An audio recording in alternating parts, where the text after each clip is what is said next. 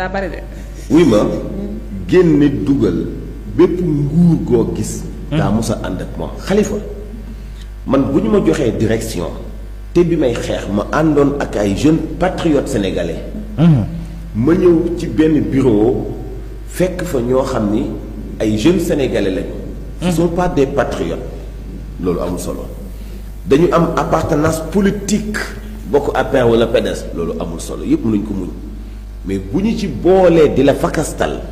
ak di exposer sa gestion ci biti nga jël ay décisions beneen bi ci des il faut gouvernement bi alerter ci société privée politique yi nekk Sénégal je dis bien société privée politique yi nekk Sénégal déglu lu baax li ma lay wax dafa am ay patrons d'entreprise yoo xam ne ay politiciens lañ nan la ñuy def dañu potox ndoll ci conjoncture bi nekk Sénégal tey wàññi ay liggéeykat prétexte réew mi doxul société di doxuñu ba noppi wax ñi ñu dàq ñu dem ci médias yi pour dénoncer que réew mi doxul ñoom itam ubbil médias yenn ñu am accès ci ñoom pour ñu wax leen dëkk bi doxul dëkk bi ñàkk dox gi ak licenciement yi dafa am participant wu ay politiciens encagoulés yu nekk ay chefs d'entreprise wala yi doon am ay marché te amatuñ ko voilà la réalité il y avait dafa amoon ay recrutement politique ci yenn ci ay sociétés ñu ñëw pour régler loolu moo tax nag foofu li may wax mooy li may wax toujours ndaw yi les patriotes gën leen a takku nangoo liggéey parce que nag fu ñu doon employé ñetti nit bu ñu fa bàyyee kenn ka ñu fa bàyyi bu amul jom liggéey ba sooxe rigueur dafa manqué ci suñu liggéey te dañu war a def résultat booy dañu bëgg lu yomb moo tax nag fokk ñu gën a takku farlu ku ñu bàyyi ci benn service wala benn bureau amal jom góorgóorlu ba lu ñett doon def nga mën ko def pour jox résultat direction bi nga nekk wala société bi nga nekk seen coow yi nii ay licencié nañu fii dàq nañu fii xoolal ba àdduna sosoo ba léegi nit day am liggéey di ñàkk liggéey léegi nañu dem tribunal du travail wala ñu dem inspection du travail diggante 2012 ak 2024 bi Macky Sall nekkee ci bopp réewu Sénégal di 12 ans ñaata nit ñaata dossier de licenciement moo am ci nguuru Macky Sall nañu lijjanti loolu mais bu nit defee licenciement ci nguuru Macky Sall valable na bu ñu ko defee ci nguuru Diomaye ñu diaboliser ko nañu ñu dimbali ñoom ñëpp il y a des centrales syndicales créées par Macky Sall morceau ak morceau système politique boobu ñun xam nañu ko Abdoulaye Wade moo ko fi jëkki woon yooyu ñëw fekk syndicat bu ñu ñum mu jaxase leen ñu Khalifa demal ma dooleel la Khalifa Abdoulaye dañuy jëpp Sénégal falo rek bataille am bourse de travail ñu rey fa nit ba léegi mujjul fenn procès synthèse ba ñëpp a ngi koy fàttaliku mujjul fenn après nu ñu mujjee Cheikh Diop créé CNTS FC après Cheikh Diop baxaw jom génnaat ci Cheikh Diop CNTS FC nan A dina am beneen CNTS FC AB CELS noonu la commencé woon Ismaïla kii nu mu tudd nan Diallo moo ko Souleymane Diallo moo ko jiite woon tey am na CELS authentique am na CELS originaire am na CELS nangam nangam nguur yi politique yi ñuy dugg ci syndicat yi ba am ci yenn syndicat yoo xam ne 100% politique la ñuy def loolu nag boo ci nekkee nit ñi dofuñu xam nañu bu baax gis nga ñiy dàq liggéeykat yi ci ak maa tey prétexte dëkk bi conjoncture bi mu antanatuñu tel liggéeykat bëgg ko mbubboo fekk ay politique la ñu woon Macky Sall di leen defal perfusion ñu bëgg amaat loolu tey ŋàbbi ni wu wuute doxali ni wu wuute ñu ne dëkk bi doxatul dañuy wàññi ay liggéeykat pour diaboliser nguur gi fi nekk on a tout compris nit ñi nañu sawar dem liggéey nit ñi nañu sawar dem liggéey nit ñi nañu xalaat ak seeni ay xel ay stratégie de travail liggéey du ñëw di doxaan kenn yaay dem doxaani liggéey boo ko charmé bu fekkee baaxul gënalu la nga bàyyi ko charmé ji baneen Khalifa ndaw yi dañu bëgg lu yomb dañu maa jël ci benn direction port laa nekkoon wala kuddu laa nekkoon wala poste laa nekkoon wala lonase laa nekkoon am naa fa benn contrat mun naa am 100 000 francs ou 150 000 francs par mois bu ñu ma fa jëlee àdduna tukki na d'accord ëpp naa xeeb mais xalaata lu ëpp 150 000 xalaata lu ëpp 50 000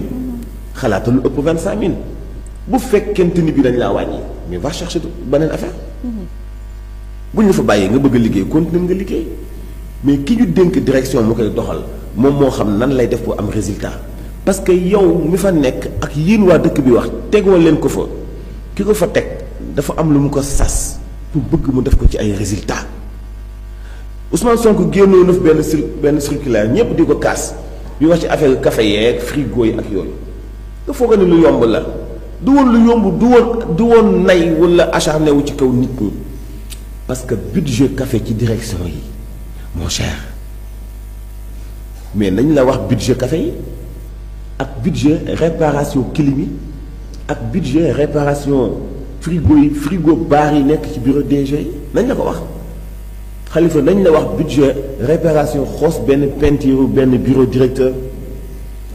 yow nguur yi fi nekkoon dañuy caaxaan ba dëkk bi mënut a développé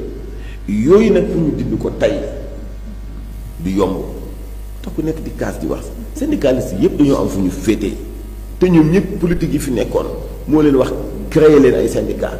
ñoo xam nag obédience bu ñu amoon ak président de la république en tout cas li yóbbu ci Macky Sall yóbbuwu la ci Diomaye loolu moom na leer seen doxalinu politique yooyee Macky Sall doon def Diomaye doxul ci yooyu Ousmane Sonko doxul ci yooyu moo tax gis nga Khalifa am na yenn kaas yoo xamante ni bi aaju jox benn gëdd doo ko weddee nag waxoo fi dara mooy li may wax aussi ñi nga xam dañuy défendre projet bi doo ko weddee waxoo fi dara ni nga koy weddee mooy da ngay uti ay argument techniquement ñëw teg ko ci kaw taabal ji xam ne lii nii la demee parce que nii la war a demee loolu mooy réalité bi lii nii la demee parce que lii nii la war a demee mais tey mënul dépendre ci dañuy licencier d'accord dañuy licencier léegi laataa ñuy jooy affaire licenciement bi ñaata at la ay liggéeykat nekk fii Sénégal ay entrepreneur wala ay bailleurs étrangers di leen exploiter di dagg seen salaire def leen comme ay jaam syndicats yi nekk fi te mosuñu cee kaas ñaata yoon laa fi xeexal waa Cima di Sayal am na sama benn yaay bu tudd Farmatal nekk Saly jour bi liggéeykatu autoroute à péage yi amee accord de partenariat ak seen direction daf ma woo ni ma ay doom ndokk sa bakkan mën ko ci leen yaay booy mënu ma doom xeex bi daa mel ni yaa nekkoon liggéeykatu waa Ageroute danga doon xeex moo tax tey bi ma déggee ni signé nañu benn accord sama xel mi ceew la jëkk a dem ma ni ndax yàlla nga noppalu mën ko pourtant xaw ma leen de damaa gis ñoom li ñuy daj donc ma leen doon xeexale te duma ci mus a jóg nag te ba léegi nii kàddu yi accord yi ñu signé woon sax respecté wuñu ko kon nit ñi yàgg nañuy xeex jafe-jafe liggéeykat yi coono liggéeykat yi te boobu ñoom syndicats yi ñu ngi fi woon toog waaw ñu ngi soog a wax ci ay licenciement ñaata licenciement moo fi am xanaa ñoom syndicats yi di wax liggéeykat yi ñàkk seen liggéey xanaa ñoom nekkuñu fi woon bi Cima di Sayal di xëy di dàqandoo ay téeméeri nit di leen yóbbu retraite force dañu lay xool ni la yow mois d'avril ngay dem retraite waajal sa bopp mois d'avril la ngay dem retraite même boo amul âge bi nañu wax tey Khalifa am na koo xam ne su ma ko woowoon dama koy bañ a exposé mu wax la ñaata nit la Cima di Sayal yóbbu retraite te ni mu amee Cima di Sayal la amee ci yeneen industrie yéen gis ngeen waa GCO li ñuy def ci àll zone bi Khalifa nañu la wan cahier de charge bi gis nga fépp fu ñu jaar ba noppi ba utiliser ko ba exploiter ko ba noppi li ñu leen sant mooy ñu defaral ko defar boo xam ne daañu fa mën a aménager ay tool yu ay ndaw di bay dama xool ba xam loolu moo fa am wala déet fépp fu ñu jaar ba noppi dafa bokk ci cahier de charge bi ñu amal fa ndox ba bu ñu fa bëggee bay man faa bay dama xool ba xam ñu ngi fi wala déet boo ana syndicat yi ñoom daal fii la ñuy toog gis benn Mansour Diop bu politique ba taxawal entreprise fictif je dis bien entreprise fictive benn bureau bu luxe ngay am ci digg xolu Ndakaaru mu nekk 5e étage am clim ak yépp nga xëy teg sa ay dossier taal sa ordinateur kenn xamul looy jox ab courtier dong nga kuy jaay suuf nga dugg ci kuy jaay oto nga dugg ci kuy dédouaner oto nga dugg ci kuy jaay kër nga dugg ci kuy jaay ceeb nga dugg ci xool bu nguur gi ne damay dimbali waa Fuuta ci wàllu ceeb nga daal di koy woo mais grand jox ma marché bi kay daal di woo Khalifa Wade ne ko bu xoolee gars maa ngi ut benn marché boo xam ne di nga mën a jaay 100 tonnes wala 200 tonnes doo kon de bàyyi di nga am 10 millions commission grand bàyyi jox ma ceeb bi lijjanti ku ñu ko jaay di nga am ci kii 10 millions am ci grand 20 millions loolu mooy sa bureau employé sa benn jong ma ju rafet bi mel ni ma mi teg ko sa secrétaire demoo dikkoo oto marque oto bu wàcc nga jënd ko ba noppi nag yow kayit yi ngay yóbbu da nga ciy def fukki nit yooyu liggéeyal te kenn liggéeyul Khalifa ñooñu tey ñi ëpp ci ñoom ñooy taxaw di déclarer ni dañoo licencier seeni ay liggéeykat ñi taxaw di wax dañuy licencier seeni ay liggéeykat ñi ëpp ci ñoom ci secteur immobilier lañ nekkoon mbubboo ni dañuy employer 30 personnes fekk na dagg terrain la ñuy employer comme méthode boobu amatul ni ñu doon noggatoo di jël benn terrain di ko jaay 3 personnes amatul benn moment rupture am xaalis bi bougeetul seen business taxaw ñu bubboon dañoo dàq ay ni dàquñu kenn wuy ma seen machine bi leen di terrasser sax bu ñu amee benn hectare bu ñuy def terrassement sax dañuy luye ji benn chauffeur fekk benn journée pour mu defal leen terrassement embauché wuñu kenn nañ ma weddi ma indi leen ay preuve ma ne ni xoolal ma ne inspection du travail demal laaj société diw demal xool société diw ñaata lay employé na la woon ay liggéeykatam demal laaj société diw ñooñu nag bu ñu noppee ci rajo opposant yi la ñuy dem ak télé opposant yi wala chroniqueur opposant yi wax leen ñooñu taxaw di wax di n'importe quoi non même ñi moom rajo yi ak télé yi xam nañu ko même ñi moom rajo yi ak télé yi xam nañu ni billaahi dañuy wax loo ay nit ci seen antenne ñoo xam même ñoom fa ñu nekk du ñu nekk à l'aise parce que xam nañu métier bi wala xam nañu ni dañuy yëfi communication wala xam nañu la xew kon li ñuy dégg arrangé wu leen dañuy gëm teg ci seen tànk xol bu naqati di jël ay nit yu wax naan dàq naa liggéeykat bi dàq naa fii dëkk bi amatul xaalis ñoom ak seen ay conscience dañuy xam ne li ñuy wax ci seen i organe du dëgg ñooñu ñuy noppi malheureusement moo tax nag syndicat yi di wax ni Khalifa ñu si ëpp ñu mën gaw ma leen de yëf yi doxatul. wuy ma cëru bi moo doxatul. bureau fictif yëpp daa tëj.